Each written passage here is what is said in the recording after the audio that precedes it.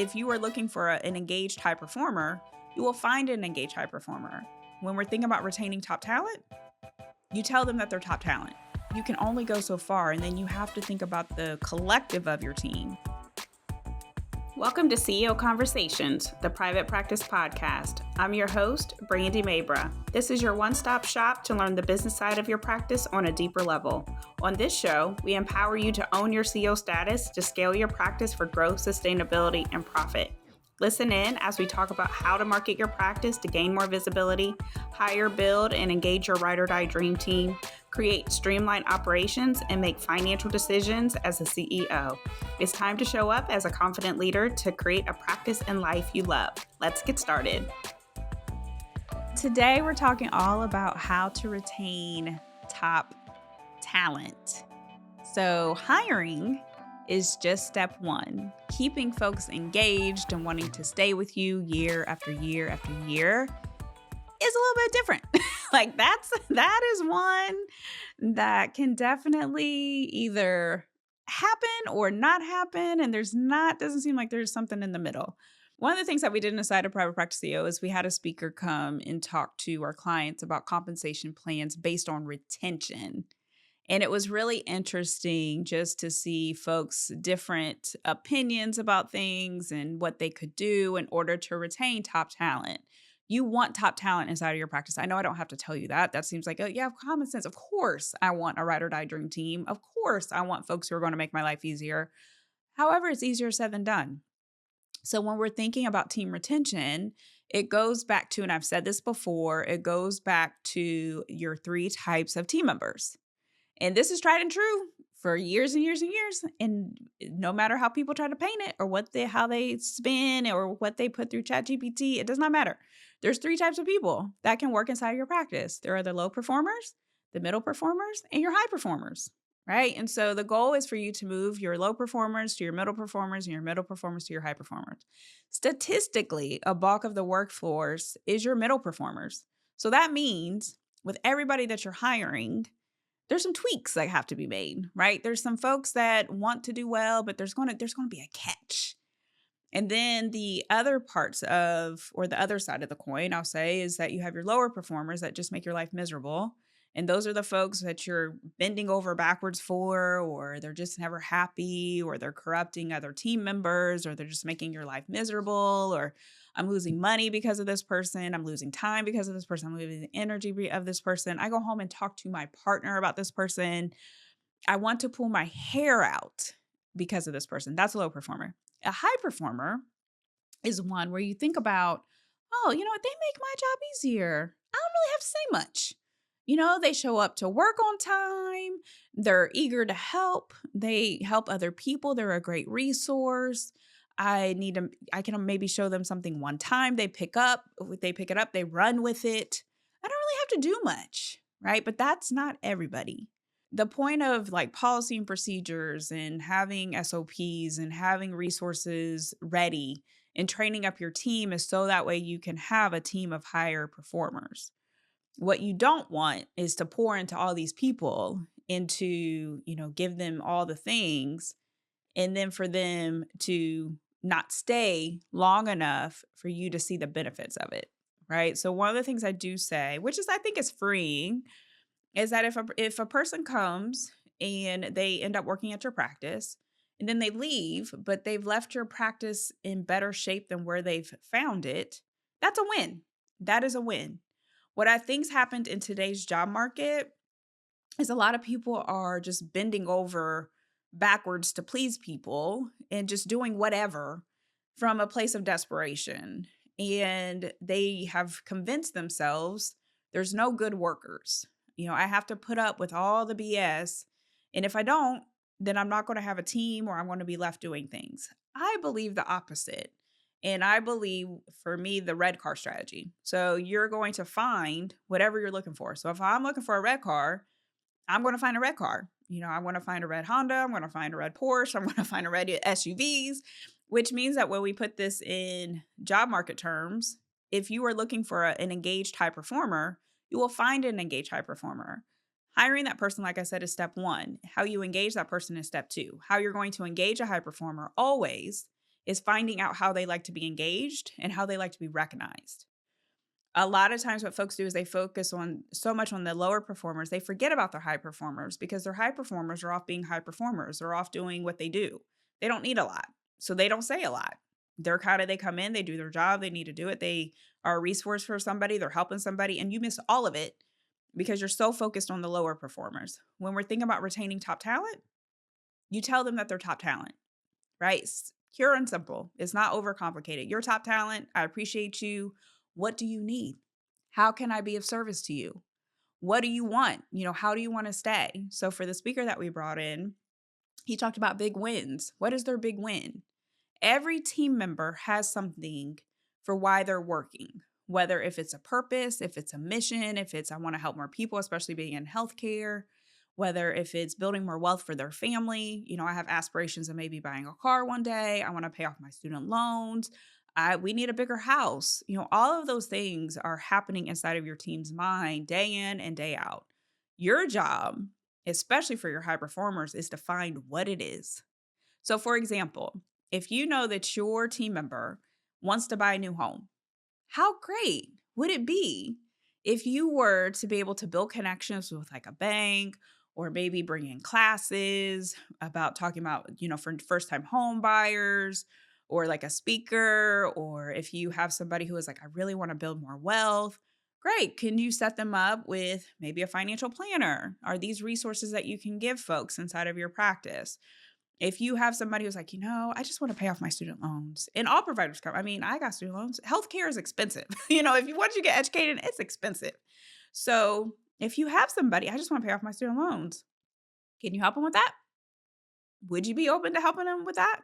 So this is going deeper than the traditional benefits of medical and dental. Those things are important, especially when we're thinking about the packages, but it's not the end all be all. I know for me, I am very career driven. I love being able to help people and businesses, and I like growing businesses. I love fixing businesses, which is why I've gotten to the place that I'm in. I'm in my purpose, but I've left jobs, very well paying jobs, and left my benefits behind, created my own benefit package so I could go in and fix more businesses because it felt more complicated. And then where I had the cushy job of I know exactly what I need to do day to day. I have my medical and I have my dental and I have my disability and I have my 401k, and that wasn't in alignment. What I wanted was I need to come over here with these messy practices so I can fix them. And this is way more exciting. So what they did was they incentivized me in alignment with what lit me up, right? So the more practices I could open, more practices that were more profitable, more practices that were streamlined, I got bonused, right? So at the end of the day, trying to make sure that you are setting your high performers up.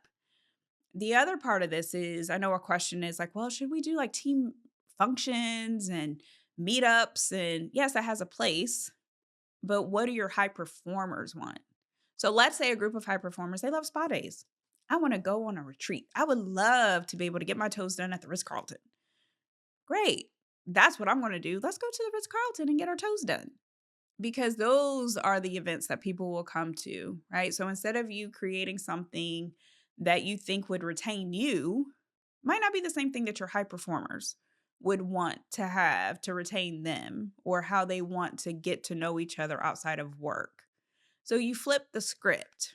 And for your lower performers and your middle performers who are watching, well, we're going to go get our toes done at the Ritz-Carlton because Susie wants to go to the Ritz-Carlton to get her toes done. But I want to be able to eat at the most fanciest restaurant. So maybe I'll do better. Just to put like a situation out there, because that's what happens. Lower performers, middle performers, they're always watching. And your high performers are watching you for how you handle the lower performers and middle performers, right? And so if you have a lower performers, you're honest, you're holding them accountable, you're having real conversations, you're partnering with them as much as you can partner with them, where it's not putting the practice in a place of in jeopardy. You're partnering with them and making sure that you're having honest conversations, you're holding them accountable. But you can only do that for so long. And if you are at risk of putting the practice in jeopardy because you can't let go of a lower performer, all you're doing is making your higher performers want to leave. You can only go so far, and then you have to think about the collective of your team. You have a whole gang of people who are looking to you to have the right conversations and to hold people accountable the way that they need to. For your your middle performers can go either way. They can go high performer because that's the expectation that they're being held to, and it might require some tweaks, or they can actually go over to lower performers. And your high performers, if you don't pay attention to them, you'll start to see them become middle performers. But with them, once they start to recognize, like, oh, you know what? I'm not performing the way that I used to. Let me find another job. So you always want to make sure that you're thinking about these three buckets when it comes to your team members, putting all your energy and time. And also when we think about the practice that you love, how better does it feel to be working with people who actually want to be at work, right? Who want to make a difference, who make your job easier, and you concentrating on that compared to always concentrating on who's Susie, who's just coming to work for a paycheck. Like, you create your own reality when it comes to your practice, and you create as a business owner, you're creating something out of nothing, but you can also create how you want your day-to-day look. So if you choose to be miserable because you keep having these conversations with team members who make your job miserable, then that's how you'll feel. You won't even want to step into your practice, compared to if you go to work and you're having conversations with your team who loves to be there, who is purpose driven, who is like, what can I do to help you? Or who are paying attention to how you're doing, or, hey, I saw this great opportunity, I think we could partner with them. That feels so much better. So set yourself up for success. Definitely set yourself up for success. But when we're talking about retaining top talent, you retain top talent by asking top talent, what do I need to do to retain you? Number one question. So if you sit down with them, that's the only question you need to ask, and see what they tell you. See what they say. Now, of course, there's books. There's all kinds of books. There's the book that I like called The 5 Dysfunctions of a Team. And it goes through step by step, what happens when a team doesn't have the commitment or the accountability, or the mission's not clear. Not everybody's on the same page. And so that's a really, really great book. So we'll make sure that that's in the show notes. But at the end of the day, when we're talking about retaining top talent, it's you knowing your team and focusing on the right parts of your team and holding the other parts of your team accountable. Hey, private practice owner, I have great news. Private Practice CEO is officially open for enrollment. So if you've been sitting at your desk frustrated with the business side of your practice, not too sure what to do about your team dynamic, haven't looked at your numbers in a while, then this program is for you. Inside of Private Practice CEO, we're all about you scaling your practice for growth, sustainability, and profit, making sure that we are setting you up for success. So that way you can leverage your practice, you can have freedom of time in your practice, and you don't have to sit there burned out, frustrated, and overwhelmed because you're not sure what to do next. If any of this sounds great to you, then I want to make sure that you apply today, because the program is phenomenal. We have amazing testimonials for practice owners who have been able to have more structure, able to make more money, being able to lead from a place of empowerment, and definitely been able to leverage their practice to go after more. So click the link today. So when we're thinking about the part of, I'm looking at the red car, right? And all I'm going to see is the red car. Same thing. So you're going to attract whatever you want to attract. So if you choose to attract a higher level team member, you will attract a higher level team member. Tangibly, what happens is your job posting and your job description. One of the biggest mistakes that I see when it comes to job descriptions and postings is they're kind of vague, right? It's kind of like, well, just work whatever schedule you want, or there's no specifics about certain days and times. The mission is missing. The values of the practice is missing. You can even go as deep as a secret question that you could put on a job description, like email this and answer this question if you're serious about this job. And you can go so much into making sure that you get the right people. This is where you don't want to hire out of desperation, and you want to take your time. So the key things when it comes to, after the job description is right, after the job posting is right, after you know clearly who you need to hire, let me remind you what you need to think about before you hire. So there's the 3 buckets: the skill set, the strengths, and the culture fit. So if any one of those things is off, something's automatically going to be out of alignment with that team member. So if they don't have the right skill set, so if that skill set is either not available, they haven't learned it yet, or maybe the practice has evolved and now there's a new skill set that they need to learn. So that's inward. When it comes to culture fit, if you already have an existing team, there's a certain culture that you've created.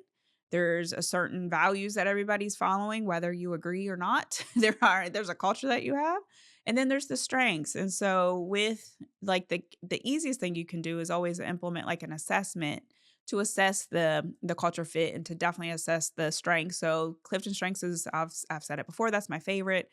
There's other ones: Myers Briggs, Enneagram, Colby, so many things. But at the end of the day, you have to know what your team is and what that culture is for your team. Once you have the clarity for the skill set that you need, the culture fit, and the strengths, now we're moving on to interview. So for the interview processes, so I'm a really big advocate of behavioral based questions and scenarios.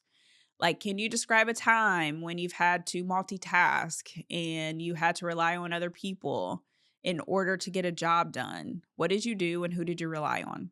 Right. So, giving very specific situations that happen every day in the practice and see how they would show up. A lot of times, the way that you think that a person should show up and how they think that they need to show up are two completely different things. So with the interview, taking your time, really digging into the weeds of their experience and their expertise, and not being afraid to ask hard questions. Now, of course, this is my disclaimer. There is HR. There are certain questions that you're just not allowed to ask, and I would be doing you a disservice if I told you that you can go ahead and ask, "How old are you? Can you describe to me your sexual orientation? How many kids you got? Ooh, you got 5 kids? Oh, you ain't gonna be able to come to work today. Like, what do you mean? You married? You single?" Those questions you cannot ask. Like, that is just humanly, it doesn't make a difference, right? And so even speaking from my years, I was a single mom for a long time, but I showed up because I needed work and I wanted to grow my career. So those questions are off the table. However, you can get a feel for how a person answers, and you can ask questions in a certain way where they naturally will tell you, "Oh yeah, well I have 2 babies at home," and so you can talk about yourself and say, "I am the CEO of this company. I've built this company. This is our mission, this is our vision. Part of the work that I do is because I have kids at home. These are my 2 little ones. Aren't they cute?"